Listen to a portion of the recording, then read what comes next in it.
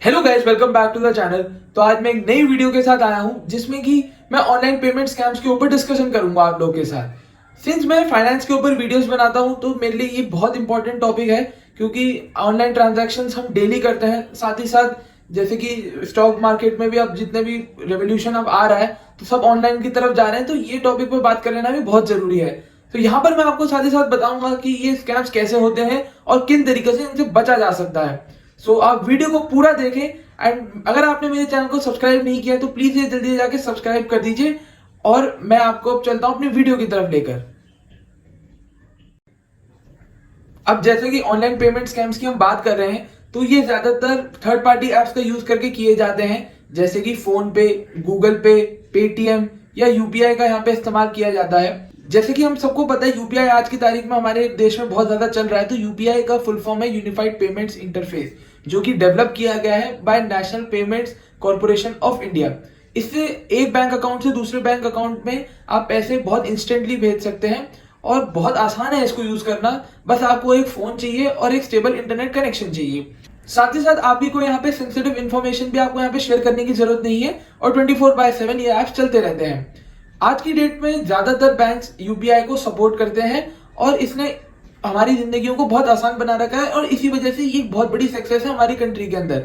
लेकिन जो चीजें लाइफ को सिंपल बनाती हैं उन्हीं में सबसे ज्यादा लूप होल्स की गुंजाइश रहती है। अब जैसे कि मैंने आपको यहाँ पे स्कैम्स के बारे में बता रहा था, तो जितने भी स्कैम्स आज की डेट पे होते हैं वो ज्यादातर थर्ड पार्टी एप्स को यूज करके होते हैं। थर्ड पार्टी एप्स में मैंने आपको नाम बता दिए थे, जैसे कि फोन पे, गूगल पे, पेटीएम वगैरह वगैरह, और ये सभी यूपीआई को सपोर्ट करते हैं। तो आप जैसे ही इनको एप्स को लोड करते हैं तो सबसे पहले काम आपका है एक यूपीआई आईडी क्रिएट कर लेना है। ये एक यूनिक आईडी होती है जो एक बंदे को सिर्फ एक अलॉट होती है।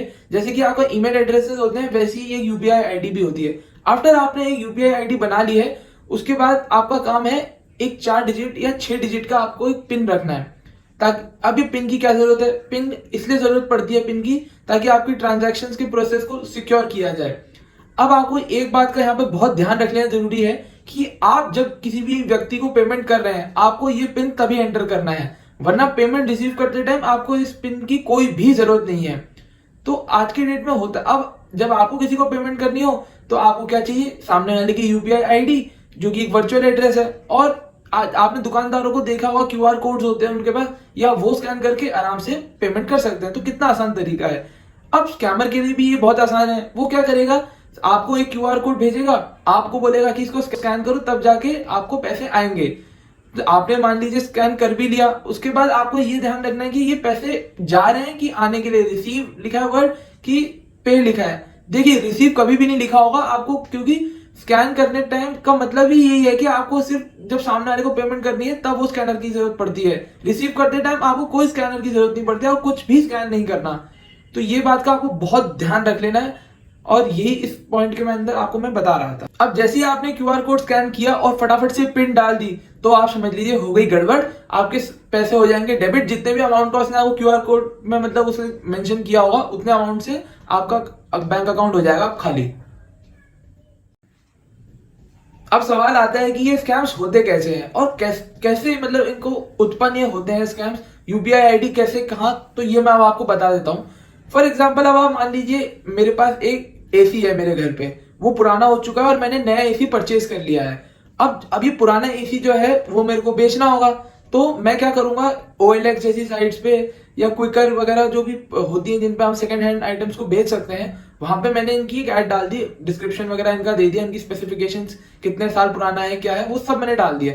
तो होता क्या है कि कुछ ही देर बाद एक ग्राहक बन के एक सामने से आदमी मुझे कॉल करता है। तो वो मेरे साथ बात करता है और मुझे मतलब बोलता है कि या तो वो बोल सकता है कि वो एक आर्मी से आदमी है, या वो आपको बोल सकता है कि वो एक शॉपकीपर है जो कि सेकंड हैंड आइटम्स में डील करता है।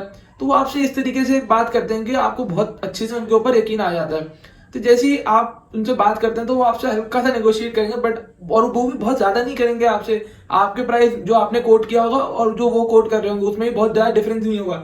फिर आप बोलेंगे नहीं सर मैंने जितना अमाउंट बोला आप उतने में कर लीजिए डील को डन।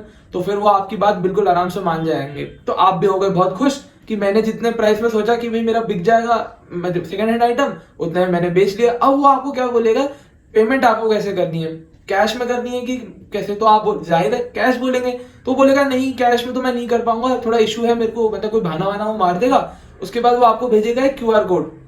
क्यूआर कोड कहेगा आप इसको स्कैन कर लीजिए और पैसे आपको तुरंत आ जाएंगे।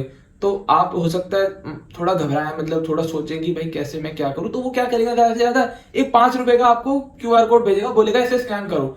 तो आप कहेंगे चलो 5 रुपए के लिए तो कोई इतनी बात नहीं है, 5 रुपए चले भी गए तो कोई ऐसा इशू नहीं है। तो जैसे ही आप क्यूआर कोड का 5 रुपए का स्कैन करेंगे तो 5 रुपए डेबिट उसी टाइम। तो आप तो कहेंगे कि भैया ये तो डेबिट हो गए मेरे अकाउंट से पैसे। तो वो क्या करेगा, 2 बार 2 एंट्रीज में आपको आपकी यूपीआई आईडी पर, क्योंकि इनिशियली तो आप उसको अपना यूपीआई आईडी देंगे ना कि वो पेमेंट कर दे, तो वो 2 बार आपको 5-5 रुपए दे देगा। इससे आपको लगेगा अरे वाह मेरे तो पैसे आ गए, और आप यहीं पे फंस जाएंगे। जब वो 10,000 का अमाउंट फॉर एग्जाम्पल उसका क्यूआर कोड वो आपको बना के भेजेगा, तब आप जब उसे स्कैन करेंगे तो एक बार के लिए पेमेंट उसको चली जाएगी। तो आप बोलेंगे अरे पेमेंट तो चली गई सर, आई नहीं मुझे, वो बंदा लाइन पे ही है अभी भी। तो वो कहेगा अरे कोई इशू आ रहा होगा। आप एक बार फिर से वो 20,000 का इस बार भेजेगा आपको क्यूआर कोड, आप फिर 20,000 का स्कैम करेंगे। और इसी तरीके से उनको भी, वो भी इंसान की साइकी से खेलते हैं, उनको भी पता रहता है कि कितनी देर तक वो किसी आदमी को बेवकूफ बना सकते हैं। तो इस तरह से होते हैं ये स्कैम्स। तो ये एक तरीका है। अब नेक्स्ट मैं आपको यहाँ पे ये बताना चाहूंगा कि लोग ज्यादातर इनकी बातों में बेवकूफ क्यों बन जाते हैं। तो पहला रीजन है टाइम प्रेशर। ये लोग जब भी आपसे बात कर रहे होंगे तो ये लाइन पे ही कनेक्टेड रहेंगे और आपको ये प्रोसेस को जल्दी करने को बोलेंगे। ये कहेंगे कि इनके पास टाइम नहीं है, ये बहुत बिजी है, या इनकी कहीं पे ब्रेक चल रही है तो वो ब्रेक खत्म होने वाली है। तो आप जितना जल्दी हो सके उतनी जल्दी इस प्रोसेस को करें। तो इस पॉइंट ऑफ टाइम पे आप जो है पैनिक कर जाते हैं, आपको समझ नहीं आता, और जो इनका क्यूआर कोड होता है आप वो स्कैन कर लेते हैं। फिर आप ये भी नहीं देखते कि वो सेंड का ऑप्शन आ रहा है कि क्या आ रहा है, और बिल्कुल आप यूपीआई पिन डाल के सामने वाले को पेमेंट कर देते हैं, तो हो गया स्कैम। अब दूसरा यहाँ पे रीजन है सोशल प्रेशर। सिंस जब आपसे ये लोग बात कर रहे होते हैं, आपको एक कोई बोलेगा मैं आर्मी से हूँ, कोई आपको अपनी दुकान का हवाला देगा, तो आप काफी ज्यादा कन्विंस हो जाते हैं इनकी बातों से कि हाँ जिसको मैं अपना ये सामान बेचने वाला हूँ वो एक जेन्युइन आदमी है। तो आप ज्यादा शक भी नहीं करते। फिर उसके बाद आप सोचते हैं कि हाँ सही आदमी है, मैं इसको फटाफट से कर दूं।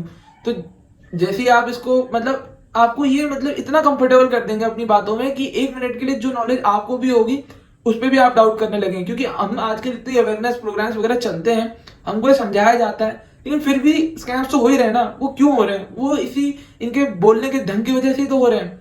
तो ये एक रीजन है। तो इन पे आपको बहुत ज्यादा गौर करने की जरूरत है। और अगर आपको किसी पॉइंट ऑफ टाइम में कोई चीज नहीं समझ आ रही है तो आप आराम से टाइम लीजिए अपना, इनके बोलने पे बिल्कुल भी मत पड़िएगा। अब मैं आपके साथ अपना यहाँ पे एक्सपीरियंस शेयर करना चाहूंगा कि मैं कैसे बेवकूफ बनते बनते रह गया। ये बहुत बड़ी मतलब मेरे से मिस्टेक थी और मैं अब अपनी इस गलती को मान लेता हूँ। खैर अब देखिए हुआ क्या था कि मुझे मेरे घर पे मेरे पेरेंट्स एक डाइनिंग टेबल उन्होंने जस्ट ऑर्डर किया हुआ है, तो अभी तक उसकी डिलीवरी आई नहीं, हालांकि 1-2 दिन में वो आने वाली है। तो वो कह रहे थे कि बिफोर वो आ जाए टेबल तो हमें पुराने वाले टेबल को सेल ऑफ कर देना चाहिए। तो इसके लिए मेरे फादर ने मुझे बोला कि तुम एक OLX पर ऐड डाल दो, जिससे कि बायर्स हमें मतलब कॉल वगैरह आएगी तो जैसे भी होगा नेगोशिएट वगैरह करके हम वो करेंगे हमारे साथ, तो जो भी प्राइस फिर हमें सूटेबल लगेगा हम उतने में उसे सेल ऑफ कर देंगे। तो मैंने ऐड वगैरह सब डाल दी। अब कुछ ही देर बाद एक स्कैमर का मुझे कॉल आता। वो बिल्कुल एक जेन्युइन बायर की तरह उसने मुझसे बात करी। वो मुझसे मतलब जैसे मेरा फर्नीचर था डाइनिंग टेबल, तो उसने मुझसे बोला कि सर मेरी डाइनिंग टेबल की मतलब मैं सेकंड हैंड इन चीज़ों में डील करता हूँ और इनमें अगर कोई फॉल्ट वगैरह होता है तो मैं उसे रिपेयर करके आगे सेल ऑफ कर देता हूँ। तो पहले मुझे लगा कि हाँ चलो सही है आदमी। तो उसने मुझे बोला आप कितने में इसको बेचना चाहेंगे, तो मैंने 10,000 उसका अमाउंट कोट कर रखा था। तो वो कहता नहीं सर आप इसको 9 में कर दीजिए डन। तो मैं नहीं माना, क्योंकि वैल्यू जो है मेरा टेबल भी अच्छी कंडीशन में और नया भी है, साथ में ज्यादा पुराना भी नहीं हुआ है, बस नया ले रहा हूँ इसलिए उसको बेच रहा हूँ पुराने वाले को। तो मैंने बोला नहीं 10 से नीचे मैं नहीं बेचूंगा। तो वो कहता चलिए सर ठीक है 10 में आप डन करिए, अपने घर की लोकेशन वगैरह भेजिए, मैं लड़का वगैरह भेज के आपका टेबल ले जाऊंगा। तो ये सब बात हो गई। तो मैं फिर उसने मुझसे बोला पेमेंट कैसे लेंगे, मैंने कहा कैश में लूंगा बिल्कुल पेमेंट। कहता सर कैश में नहीं, क्योंकि टैक्स वगैरह को देखो आज की तारीख में लोग ज्यादातर टैक्स भी बचाना चाहते हैं, पेमेंट नहीं करना चाहते टैक्स की। तो उसने मुझे इस तरीके से बोला तो मुझे लगा ठीक है। तो मैंने उसे फिर मुझसे बोलता आप यूपीआई मतलब फोन पे वगैरह लेते हैं, मैंने कहा हाँ बिल्कुल फोन पे मैं ले लूंगा। तो मैंने अपनी फोन पे की जो ये यूपीआई आईडी है ये उसे भेज दी। अब वो कह रहा है कि सर आपको ना क्यूआर कोड स्कैन करना पड़ेगा। क्यूआर कोड, मैंने कहा क्योंकि देखो मेरे को भी पता था कि क्यूआर कोड नहीं करना चाहिए स्कैन, बट मेरे को फिर थोड़ा मैंने सोच विचार किया तो मैंने भी उसने मुझे सिर्फ पहले स्टार्टिंग में 5 रुपए का क्यूआर कोड भेजा। तो मैंने वो 5 रुपए का क्यूआर कोड मैंने स्कैन किया, लेकिन वो हुआ नहीं स्कैन। अच्छी बात यह है कि वो कुछ मैंने यूपीआई पिन गलत डाल दिया था शायद, तो वो हुआ नहीं स्कैन। तो मैंने उससे बोल दिया, मतलब इतने में उसने बोला आपने कर लिया, बहुत जल्दी में था वो व्यक्ति। तो मैंने कुछ जवाब नहीं दिया, तो अचानक से आ गए मेरे पास 5 रुपए। अब भैया मैंने तो उसे दिए ही नहीं है पैसा और उसने मुझे 5 रुपए भेज दिए। तो फिर मुझे समझ आ गई कि ये कुछ फिशी है, लेकिन मैं अभी भी पूरी तरीके से उस चीज को रियलाइज नहीं कर पाया। और फिर उसके बाद उसने मुझे भेजा 10,000 का क्यूआर कोड। अब 10,000 का जब क्यूआर कोड उसने मुझे भेजा तो मैंने उसे स्कैन करने लगा। अब अच्छी बात जो ये थी कि उस अकाउंट के अंदर 10,000 रुपए थे ही नहीं। तो 10,000 रुपए वो मुझे बोलता है कि जितना आपके बैंक में मैं अमाउंट भेजने वाला हूँ बराबर का बैलेंस आपको मेंटेन रखना पड़ेगा। मैंने कहा भैया ऐसा कहाँ पे होता है, मेरे को तुम 10,000 रुपए भेज रहे हो, मुझे क्यों 10,000 रुपए मेंटेन करने की जरूरत है, किसे पागल बना रहे हो तुम। तो मैंने कहा मैं नहीं कर, मतलब आपको करना है तो आप सीधा मेरे यूपीआई आईडी में भेजिए, नहीं तो आप रहने दीजिए। जैसे ही उसने मुझे बोला कि भैया 10,000 का मेंटेन होना पड़ेगा बैलेंस, मैं समझ गया ये गड़बड़ है। मैंने उसका फोन काटा, मैंने उसके बाद बात भी नहीं की उससे। वो मुझे मैसेज भेजा कि देखो सर मैंने आपको भेज दिया, मेरी ट्रांजैक्शन फंस गई ये वो। मैंने कहा देखो भैया ऐसी बात है, अगर तुम्हारा पैसा कट गया होगा तो तुम्हें रिफंड आ जाएगा, क्योंकि मेरे पास तो आया नहीं हो पैसा, और अगर मेरे पास आ भी जाएगा तो मैं तुम्हें रिफंड कर दूंगा, मुझे तुमसे डील नहीं करनी। सिंपल मैंने उसे ये बात बोल दी। तो मैंने कट कर दिया फोन और उस बंदे का फिर आया भी नहीं फोन। तो फिर आप देखिए ना लोग किस तरीके से स्कैम्स कर रहे हैं, मतलब मेहनत नहीं करना चाहते, ऐसे लोगों को चूना लगा रहे हैं। बहुत गलत है यार ये तरीका। आपको कहीं ना कहीं जाकर इस यहाँ पे नहीं तो किसी दूसरी दुनिया में जाकर आपको इसके जवाब सबके देने पड़ेंगे। तो प्लीज कोई भी स्कैमर अगर इसे देख रहा है तो बिल्कुल बंद कर दो भाई, सब कम करना। दूसरों का हार्ड एंड मनी है, क्यों लोगों की बदुआएं लेके आगे जाना चाहते हो। कहाँ पे निकल जाएगा तुम्हारा ये पैसा तुम्हें खुद नहीं पता चलेगा। तो मेहनत करो, जितना कमाते हो उसमें सेटिस्फाइड रहो। क्यों लोगों को खाली खाली बेकार में लोगों को परेशान करते हो। किसने कैसे कमाया वो पैसा वही जानता है, कितनी मेहनत लगती है, पैसा एक एक रुपए कमाने में कितनी मेहनत लगती है।